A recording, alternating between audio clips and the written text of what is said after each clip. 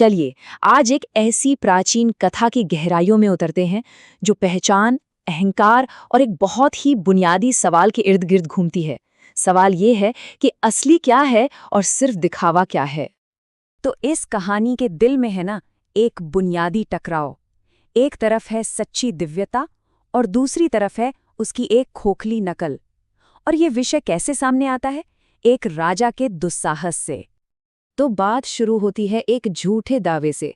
माहौल बन चुका है एक बड़े टकराव का। हम सीधे चलते हैं कहानी के बीच, मथुरा के उस भव्य राजदरबार में जहां इस टकराव के बीज बोए जा रहे हैं।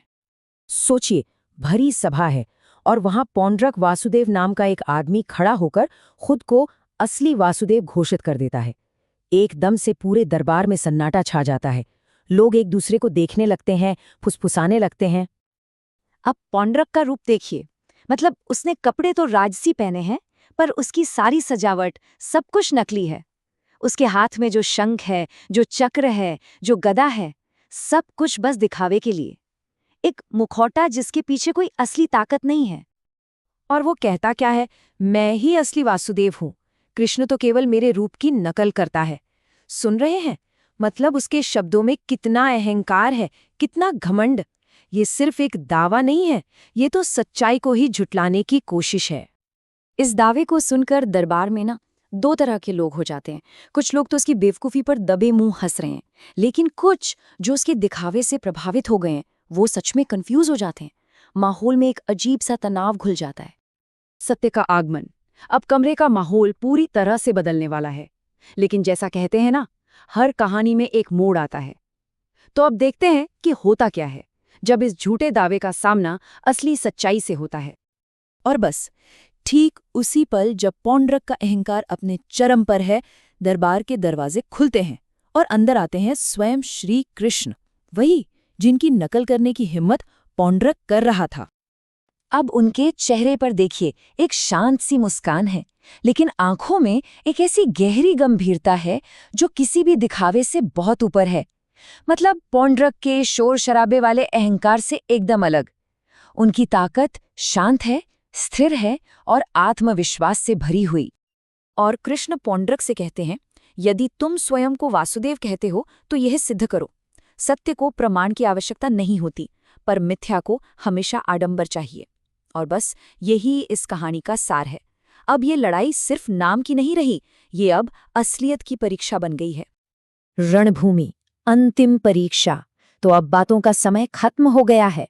ये टकराव अब रणभूमि में पहुंच चुका है, जहां दिखावे की नहीं बल्कि असली शक्ति की परीक्षा होगी।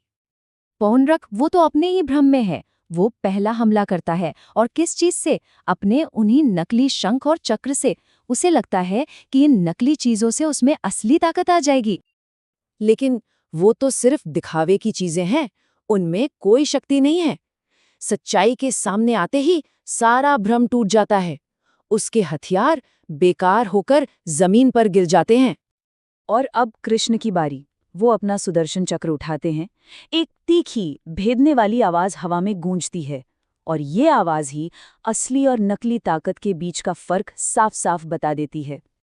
और बस एक ही पल में पौंड्रक की सारी कृत्रिम सजावट बिखर जाती है। उसके सारे नकली आभूषण, सब कुछ टूट जाता है और वो जमीन पर गिर पड़ता है। इससे एक बात बिल्कुल साफ हो जाती है, जब सच्चाई सामने आती है ना, तो झूठ का मुखौटा ज्यादा देर टिक नहीं सकता। तो सत्य का सिद्धांत। युद्ध तो खत्म हो गया, लेकिन असली सबक अभी बाकी है। कृष्ण इस पूरी घटना का सार समझाते हैं, एक ऐसा सबक जो समय से परे है। और वो कहते हैं, सत्य को किसी प्रमाण की आवश्यकता नहीं होती। असत्य स्वयं अपने भार से गिर जाता है। कितनी गहरी बातें सोचिए।